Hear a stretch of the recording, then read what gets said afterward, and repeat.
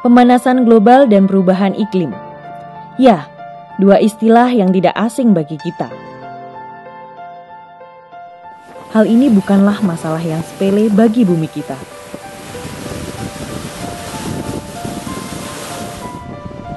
Tempat yang indah ini pun tidak luput dari dampak perubahan iklim. Kenaikan muka air laut, rop, gelombang tinggi, dan abrasi sudah terjadi di banyak pesisir Indonesia dan wilayah lain dengan dampak berbeda. Bukti apa yang kita miliki tentang perubahan iklim? Apakah kita siap menghadapi berbagai dampak negatif perubahan iklim?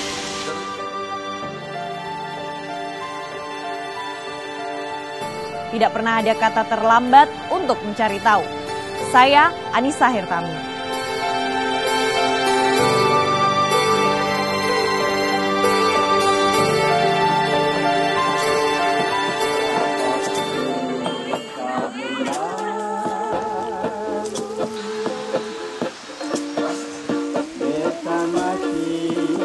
Gerson dan Agnes. Anak-anak dari Pulau Haruku di Maluku Tengah ini penasaran dengan perubahan yang mereka lihat. Gerson bingung, mengapa permukaan air laut semakin meninggi. Sementara Agnes mempertanyakan, mengapa telur burung maleo belum menetas, padahal sudah waktunya. Jangan sampai telur mulai asin pica gara-gara itu lagi apa? Maka di belum waktunya kapa Agnes? Usah salah itu.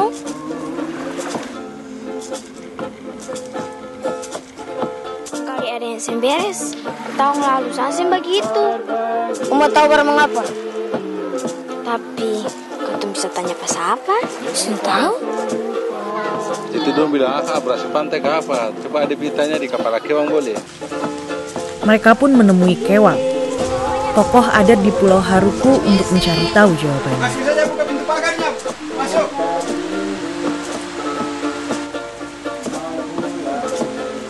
Pantai itu sudah semakin sempit.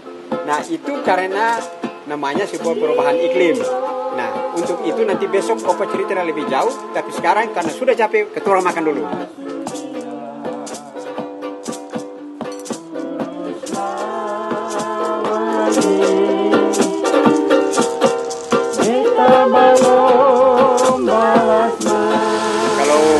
Di sini dulu sekitar 10 meter lebih lagi, malah 20 meter lebih yang arah ke laut.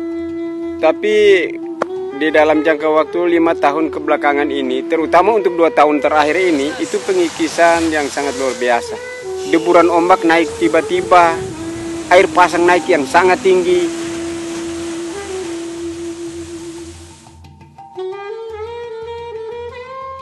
Ya, pemanasan global yang disebabkan oleh peningkatan emisi gas rumah kaca telah mengakibatkan gangguan iklim global atau disebut perubahan iklim. Implikasi perubahan iklim saat ini telah menjadi momok bagi banyak negara termasuk Indonesia. Meningkatnya intensitas curah hujan menyebabkan banyak wilayah Indonesia terendam banjir bandang, dan longsor. Sebaliknya, kemarau yang lebih sering dan panjang mengancam ketersediaan air bersih dan kebutuhan air untuk pertanian. Ketahanan pangan dan mata pencaharian penduduk akan terganggu. Dampak perubahan iklim terhadap bencana hidrometeorologi di Indonesia itu meningkat sangat signifikan. Dalam rentang 10 tahun terakhir, banjir, longsor, banjir bandang, puting beliung, gelombang ekstrim meningkat sangat tajam, sangat drastis dari tahun ke tahunnya. Total kejadian bencana sekitar 85% di Indonesia adalah bencana hidrometeorologi. Dan kita memperkirakan, prediksikan bahwa ancaman ke depan itu akan semakin meningkat.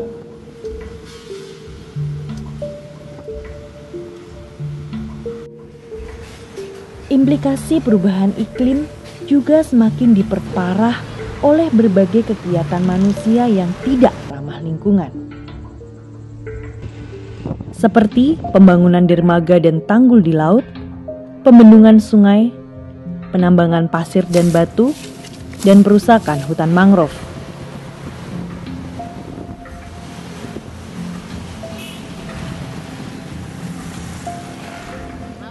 apakah suatu lahan tertentu sanggup mendukung kegiatan manusia. Istilah ilmiahnya itu carrying capacity. Ya, carrying capacity suatu lahan itu apakah cukup? Jakarta misalkan.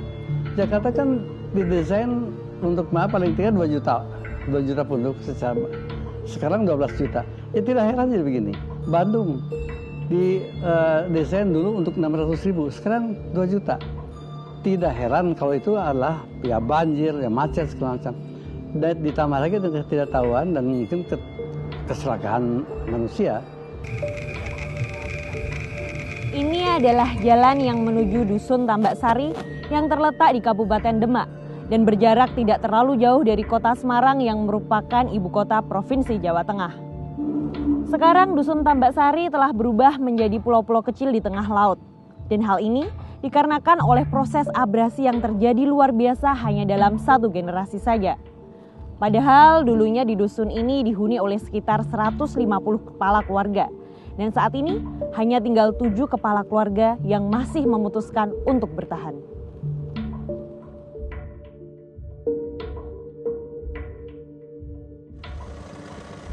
Ini dulunya itu sebuah perkampungan atau pedesaan yang dulunya itu banyak penduduknya. Terus kemudian karena abrasi laut sekitar tahun 97 mulai laut itu desa sini terkikis oleh ombak laut. Kemudian orang-orang pada pindah karena setiap hari kan rumahnya tenggelam terus.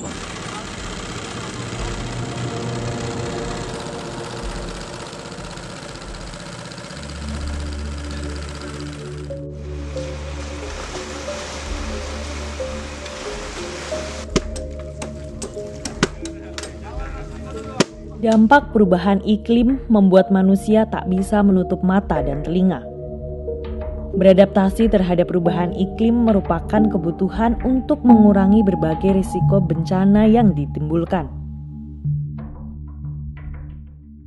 Dampak dari perubahan iklim terhadap peningkatan kejadian bencana tadi semakin meningkat. Oleh karena itu, inilah perhatian kita ke depan bahwa dampak-dampak perubahan iklim terhadap penurunan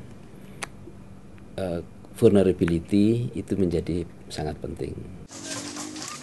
Kita justru menumbuh kembangkan kearifan-kearifan lokal yang tumbuh di masyarakat sebagai bagian dari kapasitas untuk mengurangi risikonya.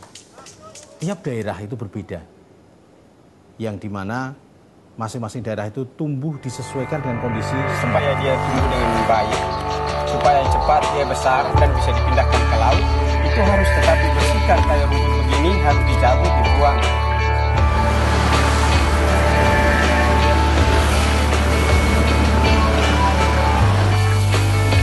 Beradaptasi terhadap perubahan iklim merupakan kebutuhan untuk mengurangi berbagai risiko bencana yang ditimbulkan.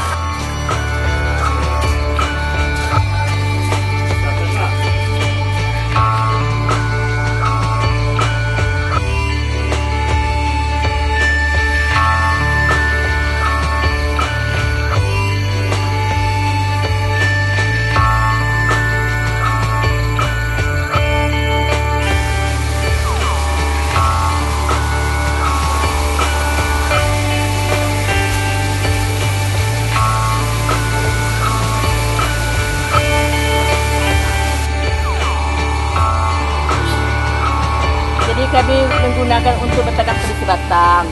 Dianjurkan oleh kelompok pertanian dari atas. Kami ikutlah kelompok. Jadi tanam terisi batang ini airnya sedikit dan benihnya pun sedikit.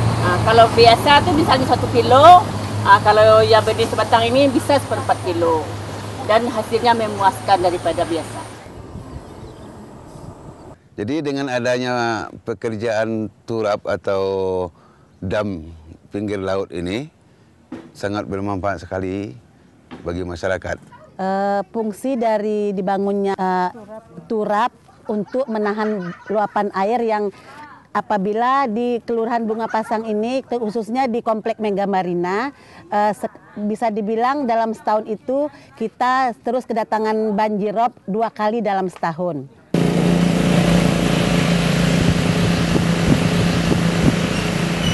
Setelah diadakan mufakat dan musyawarah bersama Pokja dan beberapa tokoh-tokoh masyarakat, karena ini fungsinya sangat banyak untuk masyarakat, maka sepakatlah ini untuk diadakan rehabilitasi.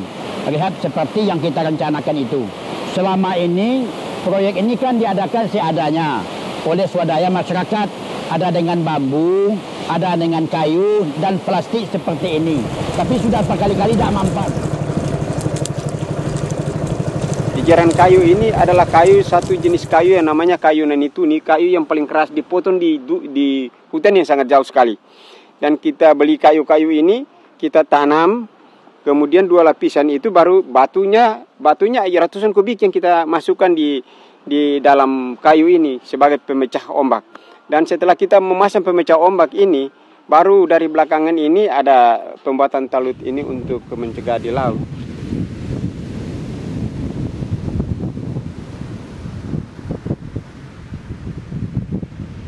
Jadi bagaimana mengintegrasikan adaptasi perubahan iklim dengan pengurangan risiko bencana. Kalau saya perhatikan dari berbagai pertemuan ini memang nampaknya pelaku-pelaku dari baik bencana maupun perubahan iklim ini masih dalam konteks komunitas yang sama. Kalau saya melihat kalau adaptasi perubahan iklim itu kita berbicara jangkanya agak panjang, tetapi mungkin pengurangan risiko bencana itu adalah kita berhadapan dengan jangka yang lebih pendek. Tapi intinya sama-sama kita menghadapi kondisi alam yang berubah.